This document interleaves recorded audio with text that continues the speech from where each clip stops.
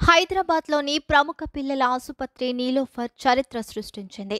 కృత్రిమ మేధస్సు ఆధారంగా అమృత్ స్వస్థ్ భారత్ అనే టూల్‌ను అందుబాటులోకి తీసుకొచ్చింది.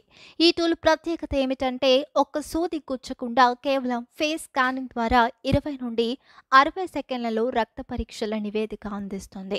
ఈ టూల్ పీపీజీ సాంకేతికత ఆధారంగా పనిచేస్తుంది. ఇది శరీరంలోని కాంతి ప్రతిఫలాన్ని ఆధారంగా చేసుకొని రక్తపు పారామితులను గుర్తిస్తుంది. ఇందులో బీపీ, ఆక్సిజన్ స్థాయి, heart rate, stress levels, haemoglobin, heart variability వంటి అనేక పరీక్షలు కూడా నిర్వహించవచ్చు. నీలోఫర్ ఆసుపత్రి సూపరింటెండెంట్ మాట్లాడుతూ, పేద మధ్యతరగతి ప్రజలకు ఇది ఎంతగానో ఉపయోగపడుతుంది.